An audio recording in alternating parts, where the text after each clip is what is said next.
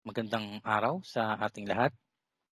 Ito pong ating lektura ngayong araw ay bilang magpapatuloy o tugon patungkol sa paglalakbay ni Dr. Rizal sa kanyang unang naging pagbabalik bayan hanggang sa kanyang muling pangibang bayan hanggang sa Estados Unidos muna lamang. Ito ay gaya din ng nabanggit sa huling bahagi ng nakaraang lektura o recording.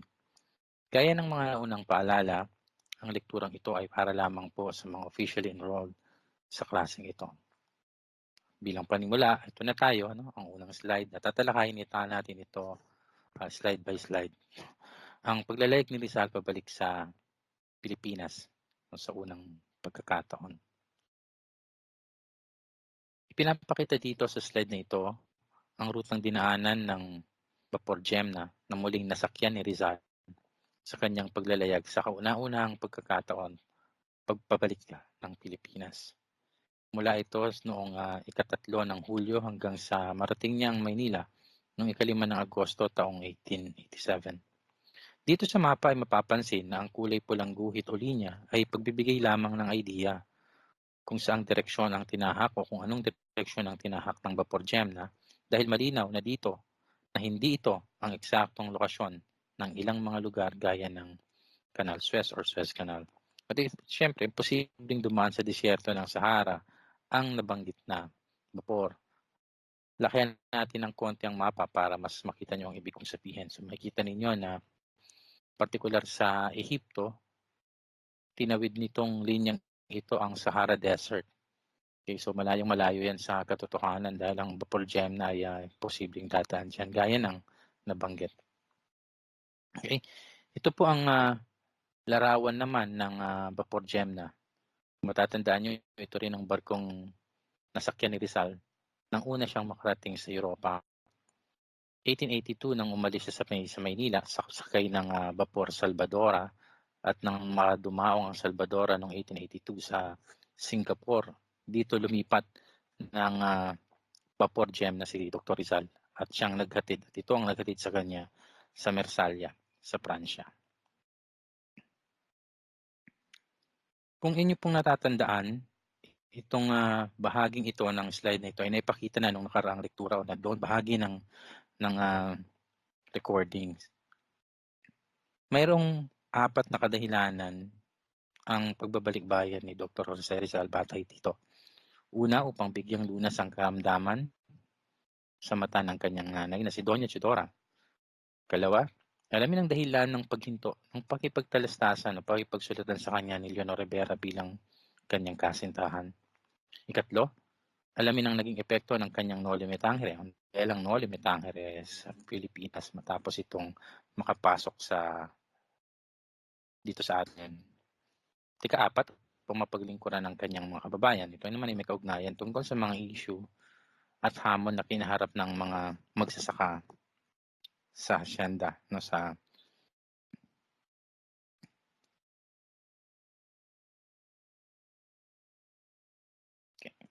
hacienda.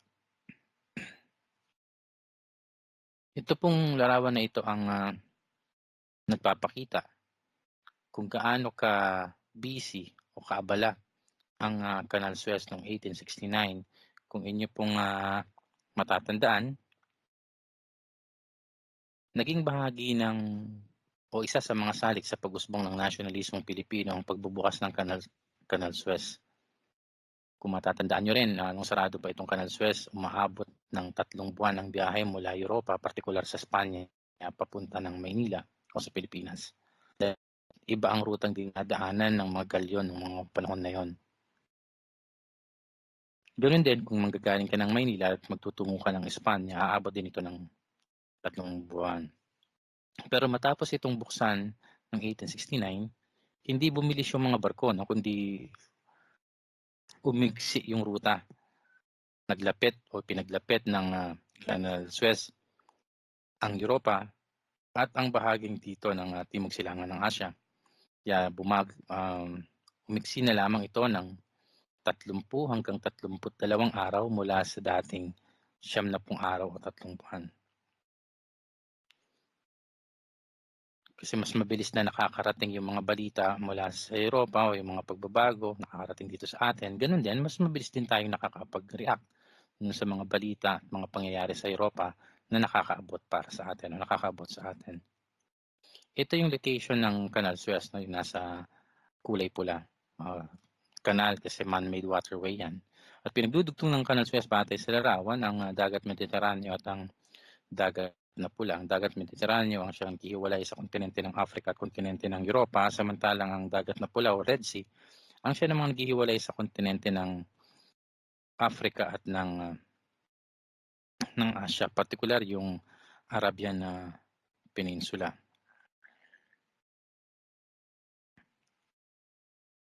Ito naman ang lokasyon ng tinatawag nating Indo-Chinese Peninsula kung saan matatagpuan ang ilang mga bansa gaya ng Laos, Thailand, Cambodia, Vietnam. Narating ng GEMNA ang Saigon kung saan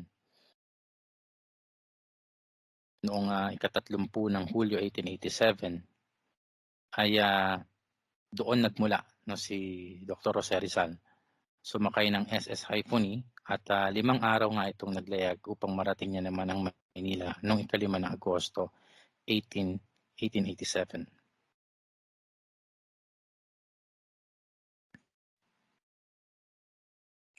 Yan yung isa sa mga photograph na naitala sa Saigon River nung panahon ni Dr. Jose Rizal. So maswerte kasi may mga photograph na nagpapakita at nagpapatunay kung ano ang mga naging kalagayan ng mga lugar o nangyari sa mga panahon na yon. Siyempre hindi naman ito kinakatawan ng kabuuan, kundi bahagi lamang ng isang panahon. Okay, and the monument Manila Port from Fort Santiago, Manila, Philippines, 1887. Okay, kung makita ninyo yung parang obelisk sa gitna, halos hindi siya pansinin, nasa bandang gitna. Ito yung Anda Circle. Okay, ito yung nagkakamali, ito yung original kilometer 0 noon. Matatagpuan siya sa pinakabibig ng Pasig River. Makita nyo kung gaano din ito kabisi. Itong Anda Monument ngayon ay wala na sa kanyang original na lokasyon. Bagkus ito ay nailipat na, medyo may konting kalayuan din mula dito sa original location na ito. Talaan ng mga naging gobernador general ng Pilipinas mula taong 1850 hanggang 1898. So bakit siya inilagay dyan? Para magkaroon din tayo ng idea doon sa bilang ng mga gobernador general na nanungkulan sa atin. Lalo tigit sa panahon ni Governor General Emilio Terrero at sa pagpasok ng panunungkulan ni Governor General Valeriano Valer. Kasi kung titingnan ninyo at banggitin lang, si Gobernador General Emilio Terrero ang nanunungkulan noon sa Pilipinas mula April 4 hanggang April 25. April 4, 1885 hanggang April 25, 1888 at siya noon ang kasalukuyang namumuno sa Pilipinas nang dumating si Dr. Jose Rizal mula sa Europa. Si Governor General Emilio Terrero ay isang Mason, gaya ni Rizal. So dahil sa kanyang karakter, sa kanyang kinabibilangan o dahil sa kanyang pagkatao, yung kanyang mga saksihan na pang-abuso sa mga Filipino mula sa kagaya niya na Europeo o Espanyol, sinasabing nagnais din siya ng mga pagbabago sa Pilipinas. Subalit hindi sumapat yung panahon na naririto siya para maisakatuparan ang panahon na yon. Pero gumawa siya ng mga hakbangin para kahit paano ay maramdaman yung nais niyang pagbabago dito sa atin. Matapos ang kanyang panunungkulan noong April 25, 1888, humalili sa kanya si Governor General Antonio Molto. Papansin ninyo noong April 25, nanungkulan lamang ito hanggang ika-4 ng Hunyo noong kaparehong taon. Subalit higit na mas maiksi naman ang panunungkulan ng Governor General Federico Lobaton dahil June 4 of 1888, nanungkulan lamang siya hanggang kinabukasan, ng June 5, 1888, ng kaparehong buwan at taon. So wala pang isang araw yan. Kaya hindi gaano napapansin yung yung papel na ginampanan ng dalawang gobernador general sa pagitan ni Emilio Terrero at Governor General Emiliano Baylor. Hanggang sa humalili kay Lobaton si Valeriano Baylor bilang gobernador general at nanungkulan noong 5 ng Hunyo 1888 at tumagal hanggang 17 ng Nobyembre 1891. At siya naman noon ang responsableng gobernador general nang mangyari ang ilang mga panununog ng tahanan sa Calamba, Laguna bilang naging tugon ng pamahalaan ni Baylor sa hindi pagbabayad ng renta ng mga taga-Calamba doon, yung sinasabi natin sa Hacienda de Calamba. Okay, para maging malinaw, tingnan ninyo yung may kulay si Emilio Terrero. Ay nanungkulan noong April 4, 1885 hanggang April 25, 1898. And then Valeriano Baylor, nag-umpisa ng June 5, 1888 hanggang November 17, 1891. So nawala sa focus no yung dalawang governor general sa pagitan ng dalawa, sa pagitan ni Terrero at ni Baylor. Yan si Governor General Emilio Terrero. Balik lang tayo ng konti, no? Nung nasa Roma pa si Rizal, kasi kung natatandaan nyo, si Jose Rizal ay naglakbay sa Europa kasama ang tagapagsalba ng Noli Me Tangere. At naghiwalay sila sa Roma. Okay, sinasabi nga doon, matapos ang 2 araw na pananatili sa Maynila mula sa Vietnam, ay umuwi si Rizal noong 8 ng Agosto upang malunasan ang mga mata ng kanyang ina. So bilang pagpapatuloy lang doon sa 4 na dahilan ng pag-uwi ni Rizal. Tingnan lang natin, okay.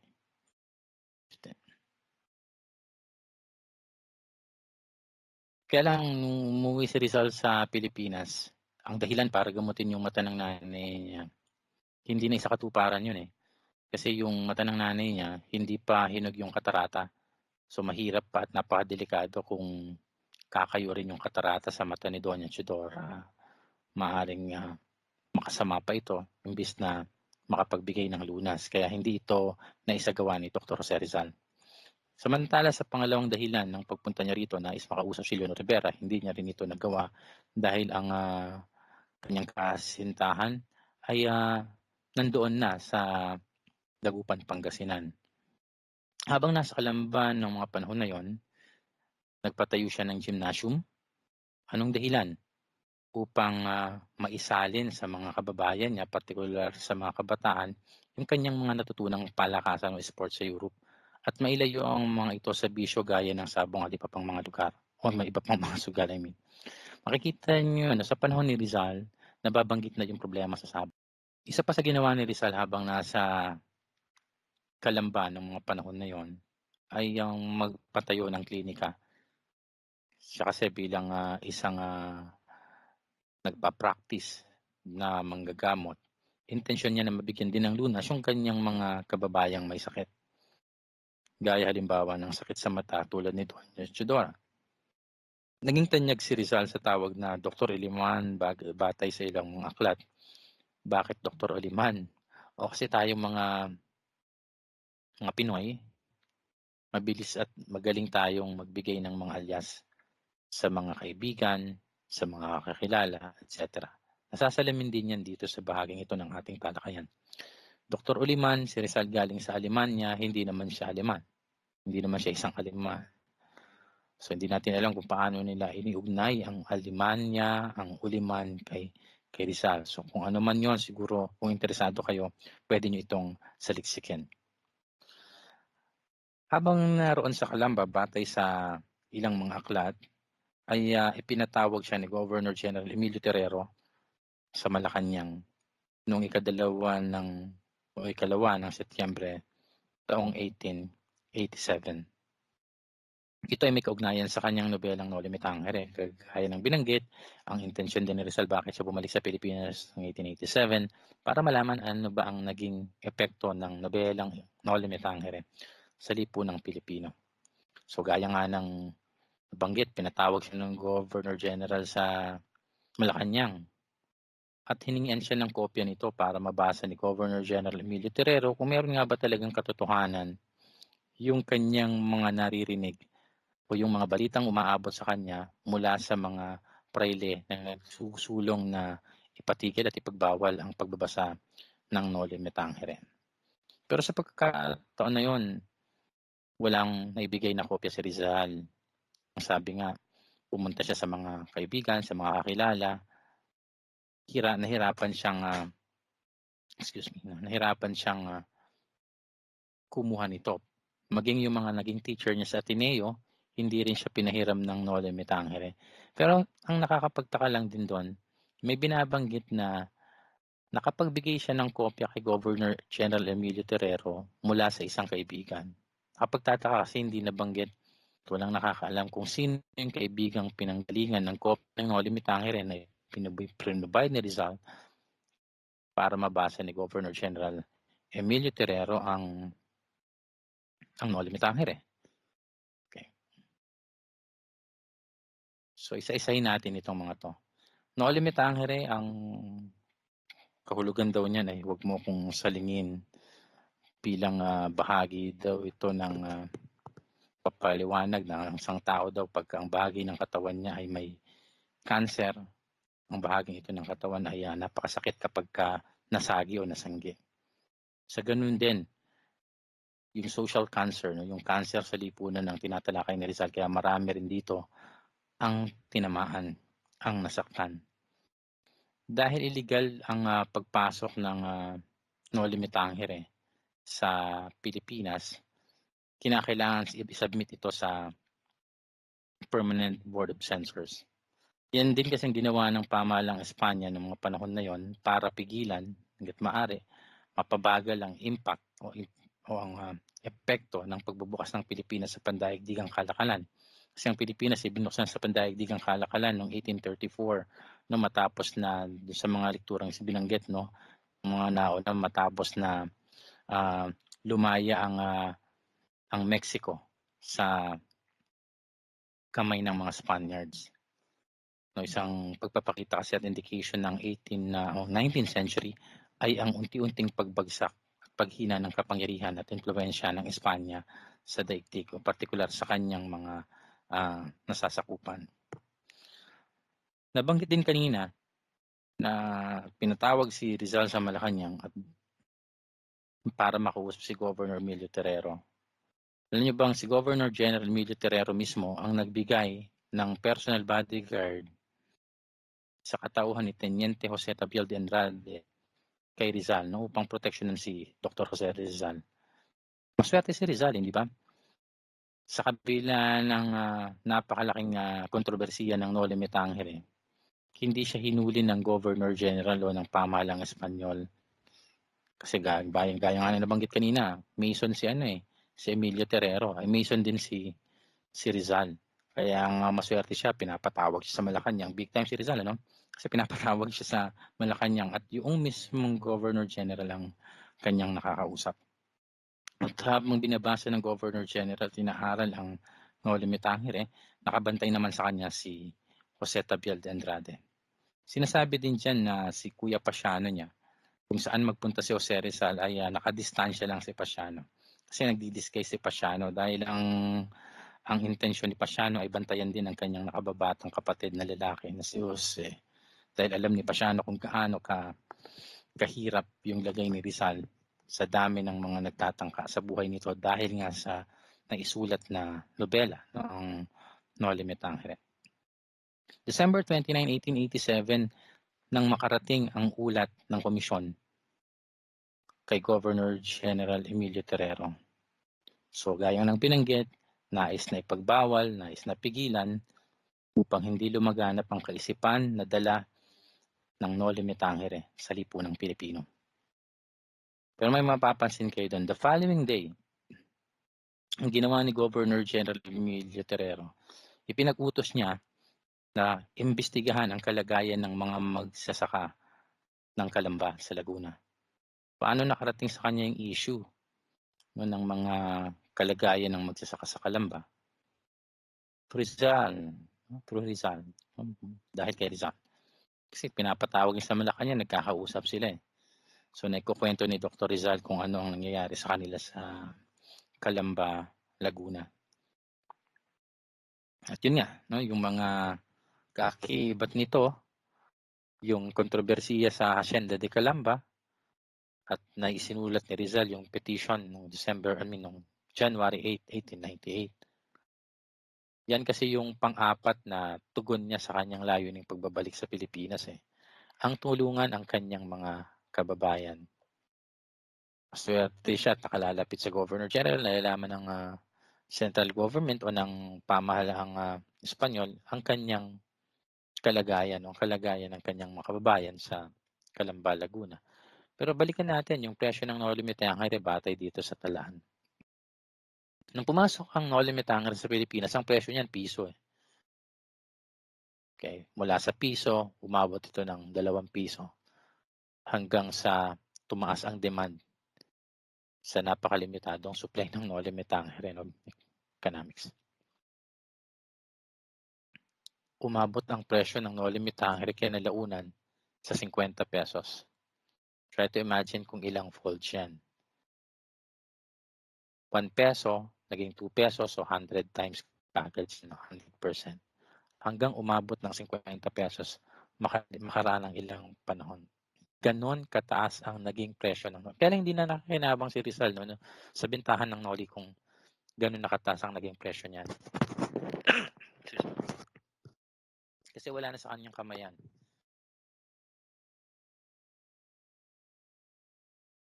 Okay? Si Padre Jose Rodriguez naman, batay dito, siya isang Agustinong pare na sumulat ng kay ingat kayo.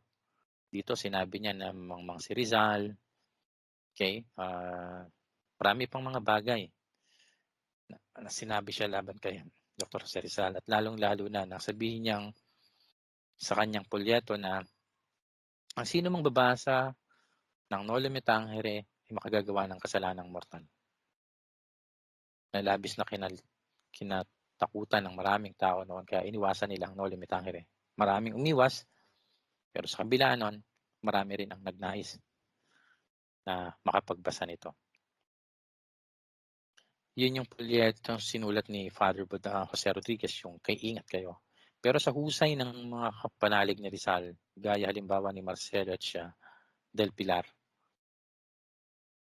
na mayroong sa panulat na Plaridel or sabi nga Dolores Manapat, ay gumawa rin no, ng isang polyeto, yung kay igat kayo. Sinasabi na yung kay ingat kayo at yung kay igat kayo, kung meron tayong makitang kopya niyan, kung pagtatabihin natin, halos hindi mo makikita ang pagkakaiba nila. Dahil ang font size, ang style, yung laki ng polyeto ay halos magkatulad. Maliban na lamang kung talagang tititigan mo at aaralin mo kung meron nga ba itong pagkakaiba. Dahil isang letra lang ang wala sa kay igat, yung letter N.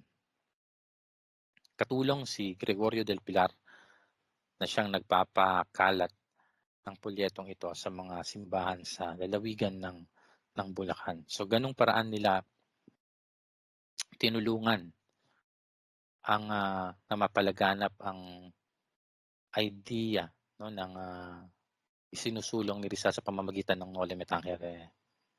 Nagtulong-tulong yung mga kabataang Pilipino para dito. Napaka-delikado pero yun ang pinakamahalagang naging contribution nila sa Pilipinas sa pagkakataon at sa panahon na yon. Padre Vicente Garcia, wala siyang wala siyang direktang pakikipag-ugnayan o pagkakilala, connection kay Dr. Jose Rizal. Pero kung babalikan at aaralin nyo, lalong-lalo na doon sa panahon na ni Governor General Carlos Maria de la Torre, ito yung Liberal Governor General na nanungkulan sa Pilipinas sa maiksing panahon na nagbigay ng pagkakataon para umusbong at magkaroon ng lakas ng loob yung mga reformistas sa Pilipinas, partikular yung mga paring sekular. Si Padre Vicente Garcia ay isa sa mga pare na nagtanggol sa Noli Me Tangere na merong sagisag panulat na desideryo maghalang. Sabi ni Padre Garcia, excuse me, hindi mangmang si Dr. Jose Rizal.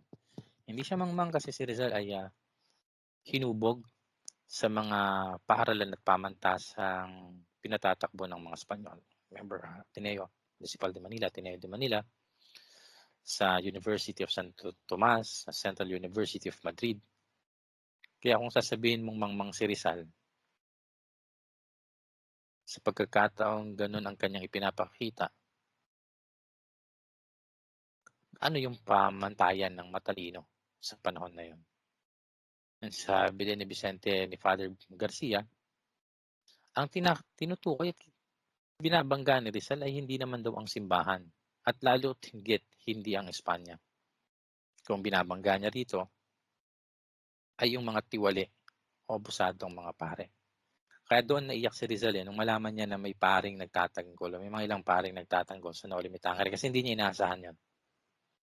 Kaya laking pasasalamat niya din ng mabalitahan niya ang bagay na yan. No? Pinagtatanggol siya ng isang pare sa katauhan ni Father Vicente Garcia. And then yung isang paring Agustino rin, si Padre Salvador Font, ay bahagi din ng committee ng sensura.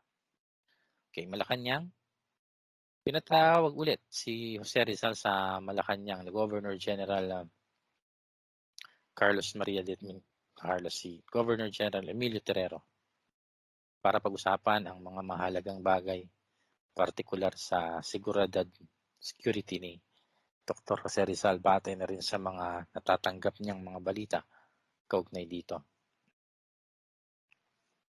Himno al Trabajo, sa panahon na nagbalak ng muling mangibang bayan si Dr. Jose Rizal, in-invite siya ng mga tagalipa para sa isang pagtitipon. So dahil siya busy, siya ay abala sa pag-aasikaso ng mga bagay-bagay, lalo na sa kanyang mga may iwanan, minabuti niyang sumulat na lamang ng isang himno, o yung himno al Trabajo o yung himno sa paggawa.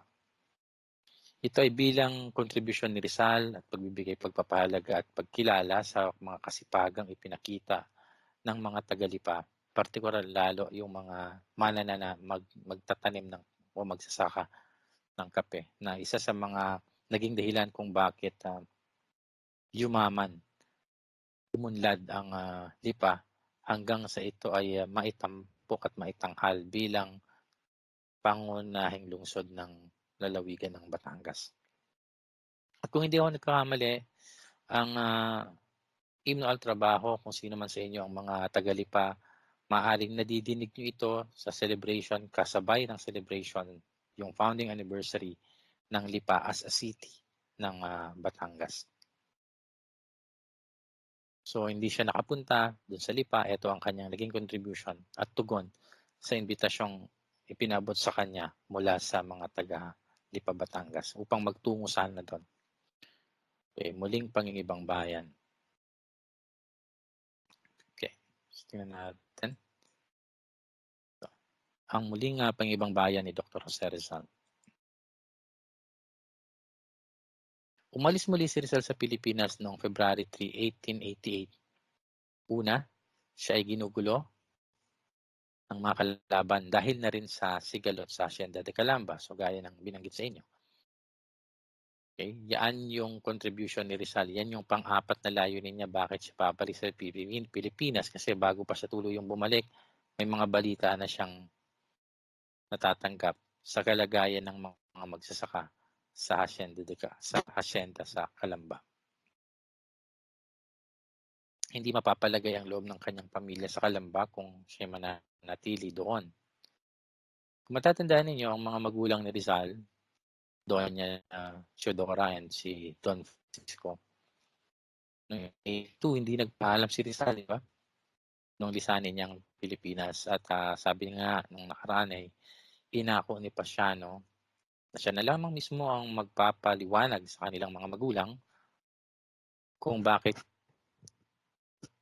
kailangan gawin ni Jose ang mga bagay na yun, ang mga hakbang na yun.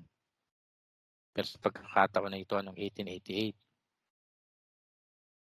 hindi na siya pinigilan ng kanyang mga magulang, partikular si Don Francisco. Tunayan, sila nga ang nagsabi rin kay Rizal na kinakailangan na ni Rizal na lisanin ng Pilipinas upang muli niyang may pagpatuloy ng ligtas ang kanyang mga hangarin para sa Pilipinas. Gaya ng binanggit kanina, nung nagtayo siya ng gymnasium, nagtayo siya ng clinic, isang indikasyon sana yun na ayaw nang umalis na Rizal sa Pilipinas eh. Imagine magtatayo ka ng gymnasium. Sino magtuturo ng sports pag aalis ka? Tatayo ka ng klinika. Sinong tatao sa klinika? Sinong hahalili sa'yo bilang doktor? Wala namang ibang doktor sa pamilya. Nag-invest na siya doon eh. Pero may mga pagkakataon na hindi inaasahan. Kaya muli siyang nagplano hanggang sa tuluyan ng mga ibang bayan. Dahil na rin sa pagbibigay tugon sa payo ng Governor General na kailangan niya nang lisanin ang Pilipinas sa lalo't madaling panahon. Yun ang nakakatakot doon sa pananaw ng iba. Kung ang Governor General mismo na siya ang commander-in-chief sa kolonya, tunayan meron nga kakayahan ng Governor niya General na makipagdeklara ng digmaan sa ibang mga lugar na hindi na kinakailangang isang guni sa Espanya kasi binibigyan na sila ng kapangyarihan sa layo nga naman kasi ng lugar ng pagitan para hindi na madelay kung kinakailangan makipagdigma. So, gawin. So, madaling salita, very powerful na yung Governor General eh. Pero hindi niya magawang masiguro kay Rizal yung kaligtasan nito. Para payuhan niya na lisanin ni Rizal ang kolonya. Ikaw bilang si Rizal sa panahon na yon, yung Governor General na nagpayo sa'yo, hindi ka pa ba aalis? Hindi ka pa ba mangangamba? Kasi meron pa siyang hindi nagagawa. No? Kinakailangan niyang ipagpatuloy kaya napilitan din siyang umalis sa Pilipinas sa pangalawang pagkakataon. Balikan ninyo yung mga tinalakay kanina. No? Isipin ninyo ano ba yung mga kaganapan, ano yung kalagayan ng Pilipinas habang nandito si Rizal sa unang pagkakataon. Okay, so tingnan natin yung susunod na slide. Okay, so nakalagay dito, Victoria Hotel, dito nanuluyan si Rizal pagdating sa Hong Kong noong ika-8 ng Pebrero. Kasi 5 days naman palagi ang travel time. So, February 3 hanggang February 8, nakarating na si Rizal ng madaling araw, alas 3:15 ng madaling araw sa Hong Kong at sa Hotel Victoria siya nanuluyan. So, kita nyo, ganun katagal yung biyahe mula Maynila hanggang sa Hong Kong. So, ngayon, ilang minutes na lang yan. Dito pinapakita yung ruta ni Rizal papunta ng Hong Kong at kung ano yung mga iba pang lugar na pinuntahan niya from from Manila. Umabot siya ng Amoy, China. Then from there, naglakbay ulit siya papunta ng Hong Kong. And then matapos yon, nagpunta rin siya sa Macau at 2 araw na umimpilot na nuluyan doon, kala Don Lecaros. At muling bumalik ng Hong Kong. And then from Hong Kong, tuluyan itong nagbiyahe papunta naman sa Yokohama sa Japan. Tingnan natin yung susunod na slide. Okay. Sino ba si Jose Maria Basa? Sabi niya si Jose Maria Basa isang mangangalakal at reformista. Nag-ambag ng kanyang salapi upang maipuslit ang mga nobela ni Rizal at ilang mga babasahing ipinagbabawal ng mga Espanyol sa pagpasok sa Pilipinas. Tama? Jose Maria Basa, maganda ring aralin yung kanyang biography. No? Pwede niyong isama yung kanyang pangalan sa listahan o talaan ng mga mapipili ninyong bayani. Kasama kasi si Jose Maria Basa, kung maalala ninyo, nung nangyari yung 1872 incident, yung patat ng paring Martir at yung pagbagsak ng administrasyon ni Carlos Maria de la Torre. Maraming Filipino doon ang umalis na lang sa Pilipinas, na pilitang mga ibang bayan kasi hindi na sila ligtas dito, may mga pinatapon, may in-exile, etc. etc. At si Jose Maria Basa ay isa sa mga in-exile. At nung makalaya siya, makatakas siya at makarating sa Hong Kong, ginamit niya naman yung kanyang impluwensya at ang kanyang salapi, yung kanyang koneksyon na maipasok, may puslit papasok sa Pilipinas ang Noli Me Tangere. So, dakilang smuggler, no? Si Jose Maria Basa. Smuggler kasi hindi naman babayad ng buwis. Pero tingnan mo, kung titimbangin mo, bakit kailangan niyang gawin yan? Para ba sa sarili niyang kapakanan? Hindi. Sabi nga, naubos yung pera niyan sa pagtulong sa bayan. Okay. Sana maaral ninyo, no, yung kanyang biography. Okay. Si Jose Maria Basa, kagaya ng binanggit na, ipinatapon sa Marianas dahil sa mahimagsikan sa Cavite. Related yan sa 1872 incident. Ang naging tagapagpuslit ng Noli Me Tangere papasok sa Pilipinas. Nasisabi dahil dun sa kanyang network, dahil dun sa kanyang mga kakapanalig at mga contacts, ang Noli Me Tangere ay hindi pumasok sa Pilipinas na diretso sa Maynila. Sinasabi dyan, dinaan yan sa Mindanao. Sa Mindanao, Visayas at papunta ng Luzon hanggang makarating sa Manila. Yun ay dahil na rin sa tulong ng network ni Jose Maria Basa. Dahil sila ang nakakaalam kung saan ba yung mga daungan o yung mga pwedeng pagdaanan ng Noli Me Tangere na hindi siya agad hindi siya madidetect o hindi siya mahuhuli. Kasi negosyante si Jose Maria Basa at alam niya kung ano yung mga pasikot-sikot dyan. Alam niya rin yung mga dahilan kung paano malulusutan ang ilang mga tagapagbantay. Samantala si Balbino Mauricio naman ay isa sa mga kusang umalis na lang sa Pilipinas at nanirahan sa Hong Kong. Okay, binenta niya lahat ng kanyang mga ari-arian dito, yung kanyang tahanan sa Binondo at doon na lang sa Hong Kong nanirahan. Hindi lang siya, marami pang mga kababayan natin ang napilitang iwanan yung kanilang mga investment sa Pilipinas o di kaya ibenta na lamang ito ng break-even or even paulugi. Meron lang silang mapala sa kanilang mga ari-arian dahil hindi na sila makakabalik or babalik sa Pilipinas. Kaya sabi, mahirap talaga mag-invest daw kahit sa ating panahon ngayon.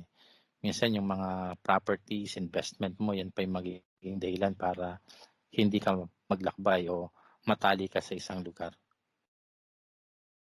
Pero nasa tao naman yan kung paano niya isasagawa yan. But anyway,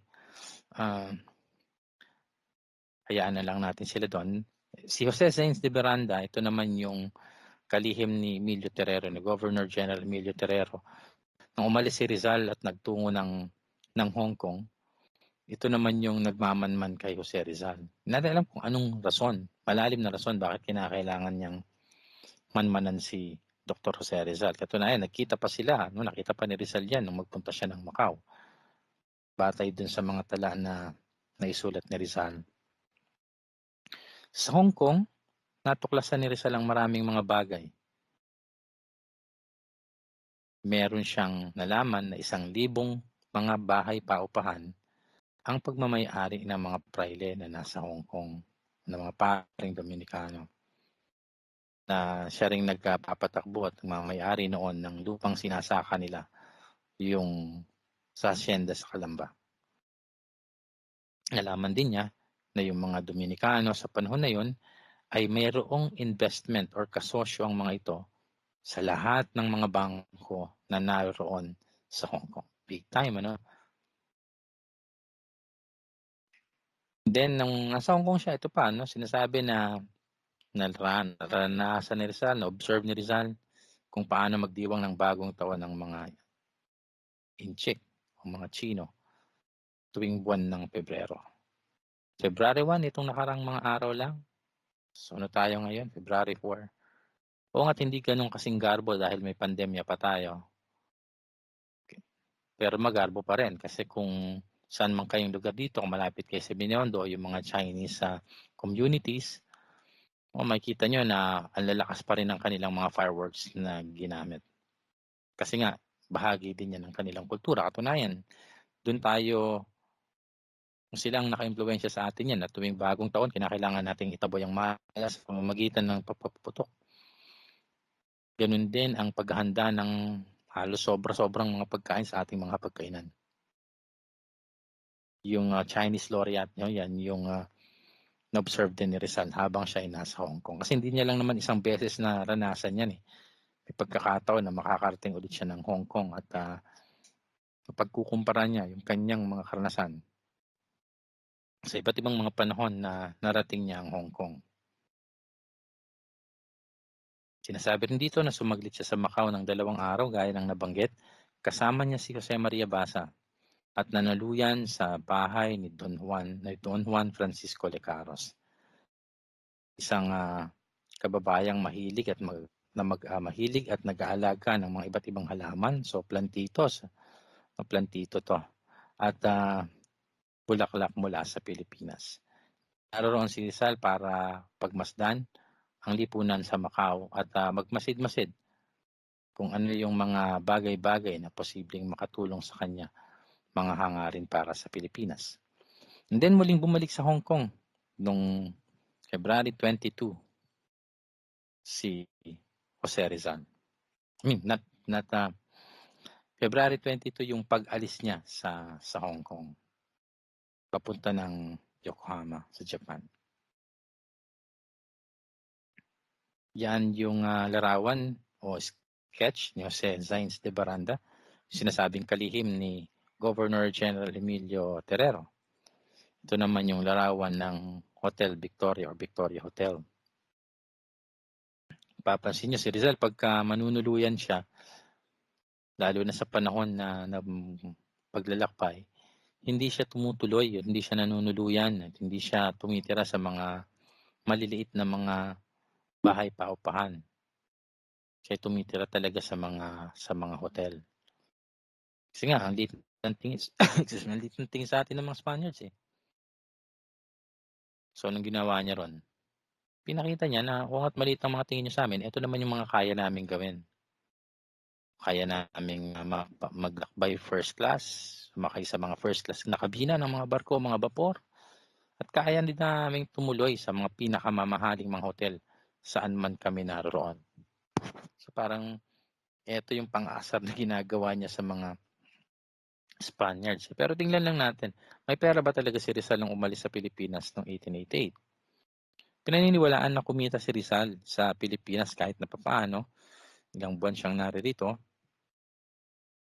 dahil na rin sa kanyang mga naging pasyente nung itinayo niya yung klinikang nabanggit kanina sa Calamba, Laguna. So may pera. Sabi nga, kumita ng 5,000 ba yan? O kung ilang libong piso sa maiksing panahon na nandito siya sa Pilipinas, partikular sa Maynila. Okay, yung narinig nyo kaninang pangalan, si Balbino Mauricio na kusang umalis sa Pilipinas at sa Hong Kong na rin nanuluyan. Ito yung Lozano Letras y Figuras noong 1864. Pinapaniwalaan dyan na yung ilang bahagi ng Noli Me Tangere, yung setting, ay halaw sa itsura ng naging bahay ni Balbino Mauricio na nasa Binondo noong mga panahon na yun.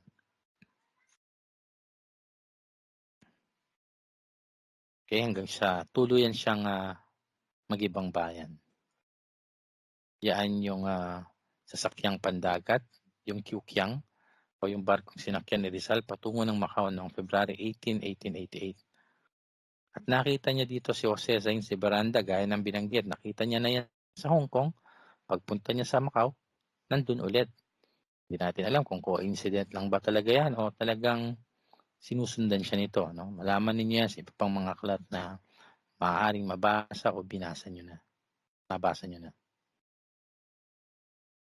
Ito naman si Don Juan Francisco Lecaros, yung kababayan niyang binisita niya sa Macau, kung saan nanuluyan sila ni Jose Maria Basa ng 2 araw.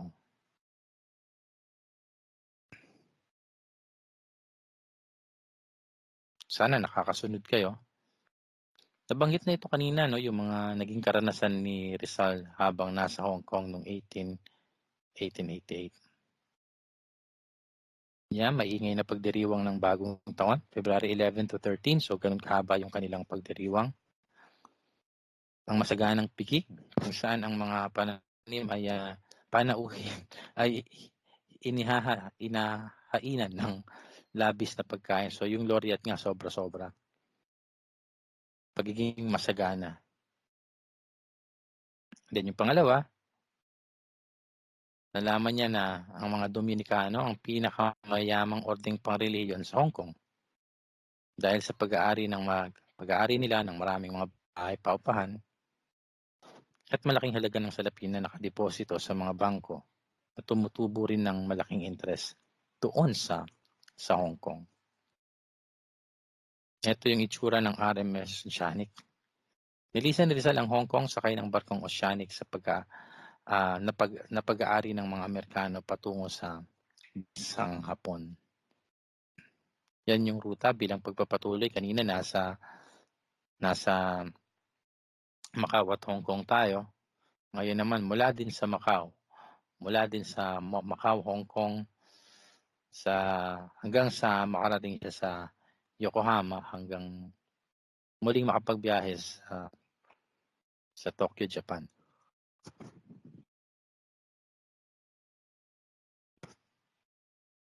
Okay.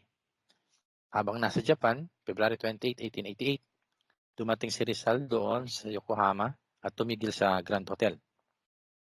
Mula sa Yokohama, nagtungo si Rizal sa Tokyo na siyang punong lungsod ng nasabing bansa. Si Juan Perez de Caballero ay isang opisyal na Espanyol na nasa Tokyo. Siya yung pumunta kay Jose Rizal sa Grand Hotel para, not actually Grand Hotel, nasa isang hotel kung saan naroon si Rizal para hikayatin na doon na lang manuluyan sa kanilang legasyon o yung opisyal na panirahan o tinitirahan ng legasyon. May mga dahilan si Rizal kung bakit niya tinanggap yung alok na yan ng mga Spaniards, ng mga Spanish officials. Then sabi diyan, tumira si Rizal sa legasyon ng Espanya ng Tokyo dahil una, makakatipid siya ng malaki. Dahil isa po ang Tokyo sa pinakamahal na lungsod sa buong mundo. Hindi lang sa ating kasalukuyang panahon, kahit pa nung mga nagdaang panahon. Kaya kung kayo ay magpupunta sa Tokyo, medyo ihandahan nyo na rin ang inyong mga bulsa. Sabagay ako, nakarating na rin ako sa Tokyo. Okay, Tokyo. Diyan sa pero sa Tokyo, Japan, hindi pa. Tokyo lang ang narating ko. Okay. Ito yung itsura ng Grand Hotel sa Yokohama, Japan. Tinuluyan ni Jose Rizal. Sabi sa inyo, pagtutuloy sa mga lugar yan, sa mga bahay panuluyan, o sa mga hotel, hindi yung mga pipitsugin. Lagi niyang parang pinapakita na ito yung kayang naming gawin bilang mga Filipino. Kasi Indio ang tingin sa atin, maliit ang tingin sa atin ng mga Spaniards. O sige, kung maliit ang tingin sa amin, ito ang kaya namin gawin. Ano naman ang kaya niyong gawin?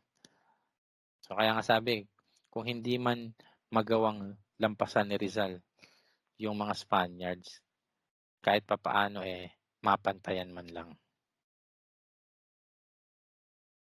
Sinasabi ito, ilang araw na namalagi si Rizal sa Grand Hotel bago siya lumipat sa Tokyo Hotel. So yun yung time na binisita siya ni Don Caballero sa Tokyo Hotel, hindi sa Grand Hotel. Mula sa unang araw ng Marso hanggang sa ika-7 ng Marso. Kung saan matapos ang 4 na araw ay lumiham siya kay Ferdinand Blumentritt kasi si Ferdinand Blumentritt ang kanyang tatay-tatayan, ang isa sa pinakamatalik na kaibigan niya habang nandoon siya sa Europe. So kung makikita ninyo yung compilation ng correspondence between Rizal and Blumentritt, napakadami po niyan. Yung mga 4 na volumes yan, kung di ako nagkakamali. Makita niyo kung ano yung kahit yung mga maliliit na bagay, kinukwento ni Dr. Rizal kay Professor Blumentritt. Ganun sila kalapit. Hindi niya boyfriend yan, no? Yeah, kaibigan niya pero matalik na kaibigan. Si Ferdinand Blumentritt ay lolo na no? Matanda na to si Ferdinand Blumentritt. Makikita ninyo yan kaya nga nung mga naging talakayan nung nakaraan, di ba? Paano ba sila nakita ni Ferdinand Blumentritt?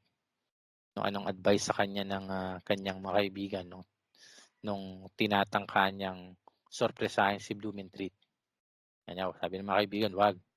Dahil may edad na yung matanda, baka atakihin sa puso yan pag nakita ka lang personal. So, ang gawin mo na lang, bibisita ka talaga sa kanya, magpauna ka. Ibig sabihin, magpadala ka ng mga bagay na may kaugnayan sa'yo. So, ang ginawa ni Rizal ng panahon na yun, yung self-sketch niya, yung self-portrait niya, ni-sketch niya yung sarili niya, at yun ay pinadala niya kay Ferdinand Blumentritt. Kaya sa inyo, kung mararating ako sa estasyon ng tren at bababa ako dyan sa Les Meritz, okay, kung hawak mo yung ginawa ko, o ipagpapalagay ko na ikaw yung may hawak ng sketch na ginawa ko, yung self-portrait, kumbaga. Okay? Yung mga impression niya sa Japan, pinabot niya yan kay Ferdinand Blumentritt. Ika-7 ng Marso ay lumipat na siya sa Legasyong Espanyol. Okay, doon siya pansamantalang nanuluyan bilang pagtanggap din sa alok na doon siya tumuloy. Sabi nga, manuluyan ng libre. Pero sabi niya, sasabi ka sa mga tala, yung mga trabahong inalok sa kanya ay hindi niya naman tinanggap. So may pride pa rin no? Ayaw niya pa rin na magpaalila sa mga Spaniards. So, sa kabila nun, tumuloy siya doon dahil unang-una wala naman siyang tinatago, may bodyguard na siya, meron pa siyang may security siya, meron pa siyang maayos na panuluyan. Kaya malaki talaga yung matitipid niya. So makita mo yung pagiging practical din ni Rizal sa mga pagkakataon na tinatalakay natin. Ewan ko kung practicality din ng makikita ninyo nang magkakilala sila ni Osay-san. Masarap sana talakayin yung kanilang love story. Pero sa mga susunod na meeting na lang kung may pagkakataon. Sinasabi dito ilang araw na siyang namamalagi doon sa legasyon na mapansin at makilala niya si Osay-san na kinalaunan ay naging magkasintahan. So yung kwento nga dyan, di ba, nagpapatulong pa siya doon sa hardinero ng legasyon para makausap niya si Osay-san. Ang kinalaunan, nalaman niya na si Osay-san pala, hindi lang pala ni Hongo ang alam, marami pala itong alam ng mga lingwahe. So napagtanto niya na educated si Osay-san. At hindi isang ordinaryong babae. Sabi, si Osay-san o Seiko Sui, ang Haponesang bumighani kay Rizal habang nasa bansang Hapon. Ito ang nagsilbing tour guide, instructor sa Nihongo at nagpapaliwanag sa kanya tungkol sa lipungan ng Hapones. Anak ng isang samurai o ang pinakamahusay at biyasang mandirigmang Hapon. Matalino at kabighabi-gahaning dalaga. Baka napansin, nalungkot siya nang umalis sa Pilipinas ng pangalawang pagkakataon. Pilitin siyang paalisin sa Pilipinas ng kanyang mga magulang. At syempre, payo ni Governor General Emilio Ferrero, hindi niya nakita si Leonor Rivera. Pero pagdating ng araw na nakita niya si Osay-san, parang, wow, muna si Leonor, dito muna ako. Dito muna ako kay Osay-san. Ang ganda ng istorya nilang dalawa. Katunayan sa diary ni Rizal, isa siya sa mga babaeng nais ng pakasalan ni Jose Rizal kung hindi lamang dahil sa kanyang misyon para sa Pilipinas. Sa bagay, halos lahat naman yata ng mga babaeng dumaan sa kanya, lahat halos gusto niyang pakasalan o gusto siyang pakasalan. Sabi nga, hindi naman natin siya masisisi kung ganun siya kalapit sa mga kababaihan. Hindi naman natin siya masisisi kung naging mapagmahal siya. Pagpatuloy natin.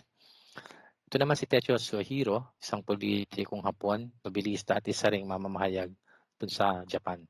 Sumulat ng mga nobelang Blossoms in the Snow noong 1886 at The Great Wave of the South Seas, kung saan niya kinilala ang impluwensya ni Rizal para sa nobela na yan. Naging magkaibigan sila Parehas kasi sila ng tunguhin o hangarin para sa bayan nila. Si Techo para sa Japan, si Rizal naman para sa Pilipinas. Ito yung mga naging impressions ni Rizal sa Japan. Kaya nga nang nabanggit kanina, Kinukuwento niya rin 'yan kay Ferdinand Blumentritt. Sabi sa kanyang paninirahan sa legasyon, naging matalik na kaibigan si Juan Perez de Caballero na siyang nag-imbita kay Rizal para doon sa legasyon manuluyan. At ayon kay Rizal, ang diplomat ay isang bata, matalino at mahusay na manunulat. Kaya sa unang araw nila sa Tokyo, napahiya siya dahil napagkamalan siyang isang Hapon na hindi marunong magsalita ng Nihongo. So, dahil napahiya, na-challenge siya na aralin yung lengguwahe ng mga Hapon. Sabi diyan, napilitan si Rizal mag-aral ng wikang Nihongo at natutunan niya ito sa loob ng ilang araw lamang. Pinag-aralan din ni Rizal ang kabuki, sining, musika at yung martial arts ng mga Japanese. Nakatagpo si Rizal sa Tokyo ng mga musikerong Pilipino.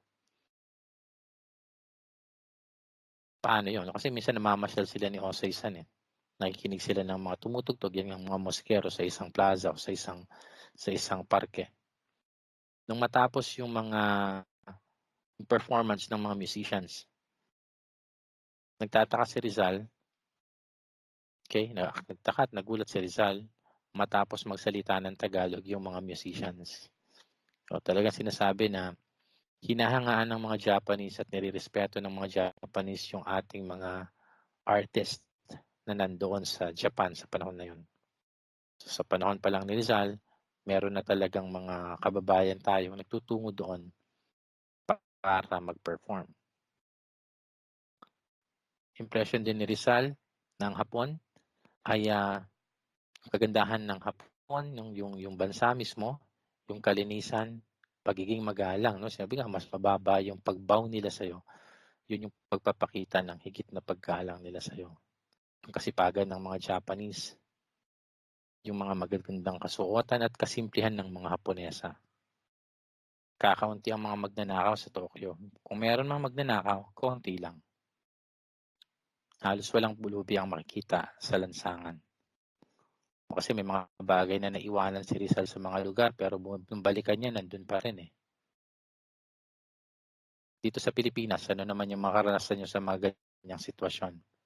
Minsan nga, nasa iyo na nawawala pa eh. Maiwan mo pa kaya? So, syempre, may mga panahon na magbabago din yan. Ito naman yung ruta na dinaanan ni Rizal mula sa Tokyo. Kasi from Philippines, punta ng Amoy, China, nagpunta ng Hong Kong, and then from Hong Kong to Macau, Macau to Hong Kong, and then from Hong Kong, dumiretso ng Yokohama, Yokohama to Tokyo. And then ngayon, mula sa Tokyo, tatawid na yan ng Atlantic Ocean, so ibang bahagi na ng daigdig yan.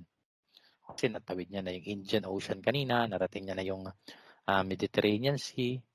Okay, so natawid niya na yan. Sa kabilang side naman siya, pakanan naman siya. Okay, sa Pacific Ocean. Hanggang sa marating niyang San Francisco, California sa United States of America. And then from San Francisco, sasakay ng train yan. Magko-cross country yan hanggang makarating sa Nueva York o sa New York. And then from New York, tatawid na naman yan ng Atlantic Ocean papunta ng Liverpool sa England. Pero ang talakayan natin ngayon hanggang sa Amerika muna, Estados Unidos. Paalala, no, ginagawa natin tong recording na ito kasi kaninang umaga yung dalawang klase ko. Although nagkaklase na kami kanina, nag-screenshot na lang ako nung nangyayari dun sa screen ko. Nag-hold on siya, tapos may bad network, kaya putol-putol. Ganun din yung pangalawang klase ko. Hindi ko na siya tinuloy kasi hindi ko naman naayos eh. Kaya sabi ko na lang sa kanila, manood na lang sila ng kung pwede na manood na lang hindi ko to yata nasabi na kasabay ng klase namin yung presidential candidate forum. Sana nga nanood na lamang sila noon. Hindi ko alam kung yun yung dahilan bakit nawawalan kami ng internet connection, and even yung sa cable nawawala din eh. Ewan ko kung nanood kayo kanina nung presidential candidate forum sa CNN Philippines. Okay? So iwanan natin yon, balik tayo dito. Para sa slide number 36, ito yung SSS Belgic. Ang barkong sinakyan naman ni Rizal papunta ng San Francisco mula sa Tokyo noong ika-13 ng Abril 1888. So naglalakbay na ulit si Rizal Chan. So iniwan niya na si Osay-san. So kung ano man yung paraan ng kanilang pag-uusap, yung kanilang paghihiwalay, hindi hindi hindi naman sa na naging malungkot, kundi naging maayos din yung kanilang paghihiwalay ni Osay-san sa mga bagay na yun. Kasi sabi nga, hindi maiwasan na bigyan mo lalo ng tuon at diin kung ano talaga ang iyong plano at ang iyong interes sa buhay. So nagkataon na yon na ang plano ni Rizal at ang gusto niya ay ang pagsilbihan ng kanyang bayan, ang Pilipinas. Lalim, no?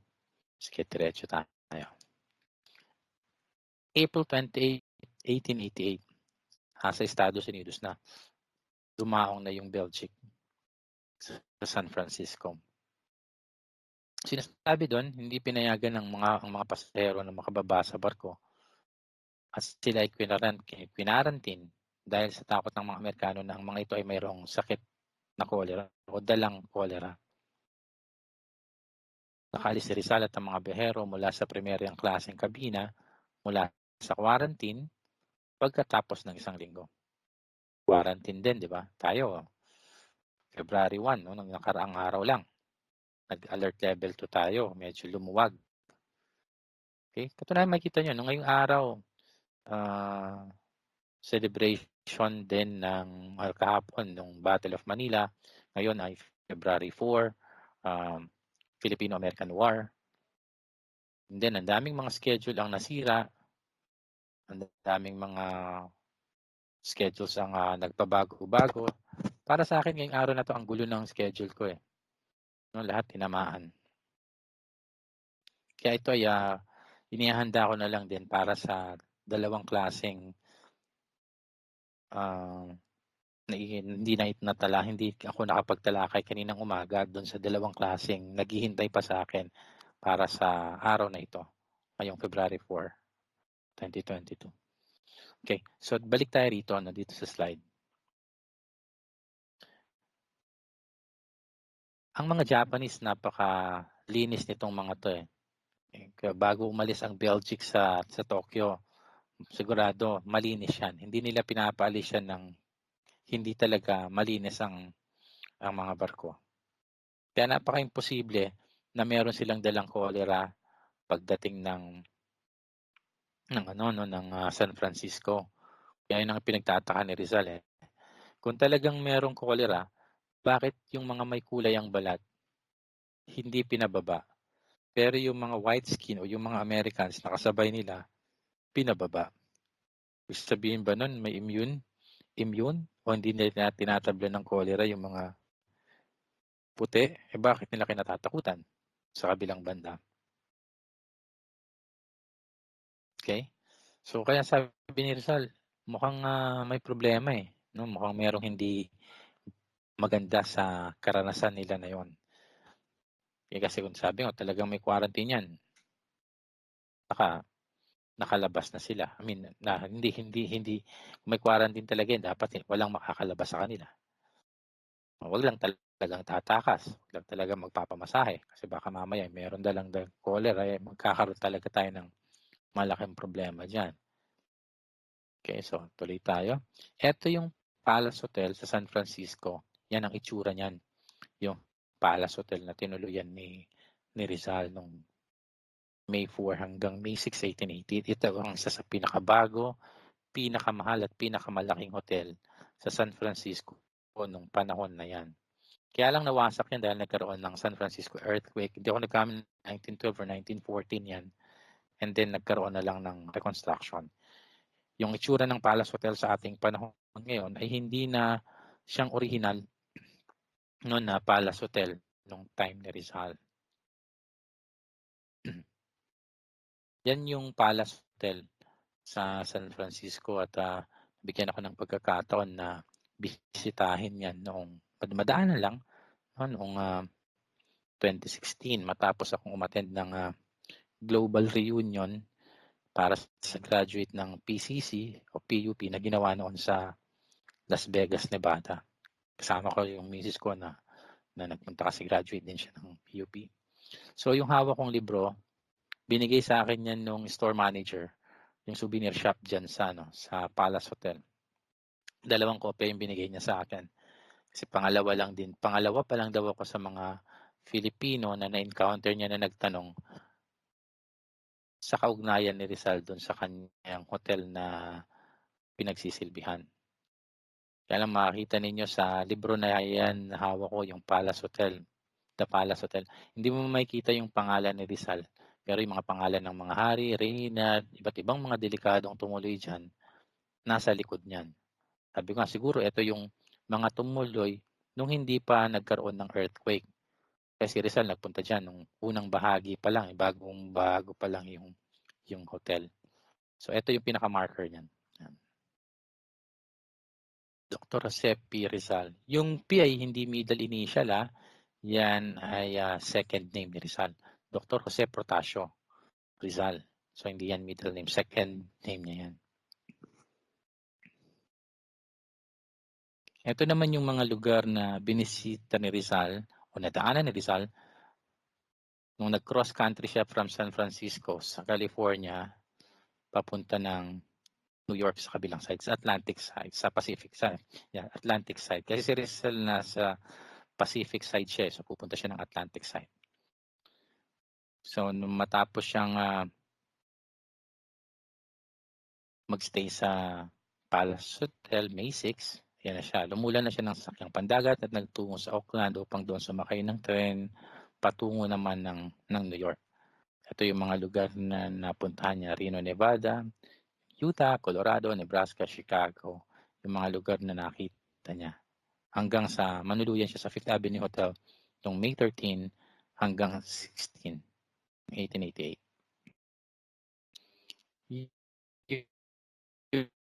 Yung kulay pulang linya, yung railways yan, yung riles o yung ruta na dinaanan ni Rizal hanggang sa makarating siya ng New York, sa Albany and then sa New York. Ilan sa mga lugar na nabisita niya sa Estados Unidos, ang Great Salt Lake. Nakita niya daw noong May 8, 1888. Ang talon ng Niagara na nakita niya naman noong May 12, 1888. Yan yung Fifth Avenue Hotel na tinuloyan ni Rizal mula nung 13 hanggang 16 ng Mayo. Tingnan natin. Yeah. So, akala ko mali yung date natin. 8, 12, 13, 16. Okay. Yan yung George Washington Square sa New York City nung time ni Rizal. Yan yung Statue of Liberty na niregalo ng Pransya sa Amerika nung time ni Rizal. Ito naman yung sketch ni Rizal nung mapadaan siya sa Brooklyn Bridge habang nasa New York noong 1888. May mga impression si Rizal sa United States of America. May mga good and bad. Sabi niya, yung mga mabubuting impresyon niyo, ang kaunlaran ng Estados Unidos ay makikita sa kanyang malalaking lungsod. Halimbawa ang Nueva York o ang New York City. Sabi niya rito, ang pagiging masigasig ng mga Amerikano, nakita niya ang likas na kagandahan ng bansa, gaya ng naipakitang ilang mga larawan sa inyo, ang mataas na antas ng pamumuhay ng tao at ang magandang pagkakataon sa mga dayuhang manggagawa. Yun yung mabuting impression na naibigay ni Rizal. Yung hindi naman mabuti, sabi niya, ang kawalan ng pagkakapantay-pantay ng mga lahi. Naranasan niya kasi personal nandun siya sa San Francisco. Sabi niya pa, ang Amerika ay isang magandang bayan para sa mga puti at hindi sa mga taong may kulay ang balat. Ganun pa man, Pilipino ang pangalawang pinakamalaking nandayuhan sa Pilipinas, nandayuhan sa Estados Unidos. Yung Filipino community doon, napakalaki. Siyempre, yung unang-una, yung mga Spaniards, o yung mga Mexicans, kasi magkatabi lang sila. Hindi ako nagkakamali. Yung mga Asians na. Then among the Asians, maliban sa Chinese, yung mga Filipino ay isa din sa pinakamalaking population na nandoon. Pero binago naman na yan ng Amerika. Lalo na nung magkaroon sila ng kauna-unahang African American president sa katauhan ni former President Barack Obama na nagawa nilang magluklok na may kulay ang balat. Sa kabila nun, ibinalik nila ulit kay Donald Trump, ngayon kay Sir Joe Biden na pawang mga puti. Naranasan kasi ni Rizal yon dahil nung mga panahon na yon ay tanggap sa Amerika at pinapatupad yung batas Jim Crow. Ito yung pagpapatupad ng pagtatangi-tangi o paghiwa-hiwalay ng lahi doon sa timog na bahagi ng Estados Unidos, kasama nga yung California. So tanggap yan doon. So, ibig sabihin, legal sa kanila yon. Nagkataon lang na si Jose Rizal ay isa sa mga nakaranas ng ganitong pagtatangi-tangi at pinalilitaw nga lang na merong cholera. Pero may iba pang dahilan bakit kinakailangan silang maiwan sa barko na yon. Okay? Siguro dito muna natin na tatapusin yung ating diskusyon at ang susunod na pagtalakay natin ay patatawid rin naman natin si Rizal sa Atlantic Ocean. So mula dito sa New York, tatawid siya ng Atlantic Ocean, makakarating siya ng Liverpool sa England, and then muli niyang makakasama at makakasalamuha yung mga kababayan niya sa mainland Europe hanggang sa may pagpatuloy ang pagsulat ng El Filibusterismo. Kasi ang El Filibusterismo, naisulat niya na yan sa Pilipinas bago pa siya umalis noong 1888. Naumpisahan niya na yan dito. Okay. Hanggang sa plano niya ulit na nagkaroon ng mga sigalot sa propaganda movement.